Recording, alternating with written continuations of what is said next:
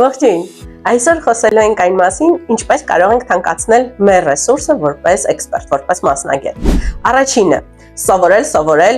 ասել էի սովորելու մասին, սովորել։ Աշխարհը առաջ է գնում եւ կա նոր գիտելիքներ, որոնք դեռ մեզ չեն էլ հասել, հետեւաբար սա բանալին է այն ամեն ինչի մասին այսօր խոսելու ենք։ Երկրորդը անպայման սովորածը փորձարկել, որովհետև գիտելիքը ձևավորվում է ոչ միայն ուղղակի սովորելու արդյունքում, այլ նաև այդ ամենը փորձարկելու եւ կիրառելու արդյունքում։ Երրորդը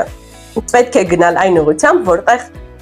չեն սիրում մարդիկ գնալ։ Բարդ է, կան դժվարություններ, չեն կարողանում մտավոր ունակությունները չի բավարարում, չէ՞ որ այս պարագայում դուք դառնում եք ավելի յուրահատուկ, դուք դառնում եք նեղ մասնագետ, դուք ձեռք եք բերում հսկայական մրցակցային առավելություն, որի արդյունքում բնականաբար դուք ավելի թանկել սկսում եք գնահատվել։ Բայց այս երեք կետերով ամեն ինչ դեռ նոր սկսվում է։ Չէ՞ որ շատ կարևոր մարդկային կողմ գոյություն ունի։ Նախ եւ առաջ մտածելակերպը։ Մտածելակերպը ուղղակի դատարկ բառեր չեն, հա, ինչպես ես դու վերաբերվում այն աշխատանքին, որը իրականացնում ես։ Դու ուղղակի գումար չես վերցնում ու տալիս աշխատանք, քո համար կարևոր է թե այն ինչ արեցիր, ինչ արդյունք է ապահովելու։ Հետևաբար երկար մտածելը, լայն մտածելը ապահովում է հսկայական դաշտ, որպեսզի դու ունենաս հնարավորություն թանկացնել քո ռեսուրսը։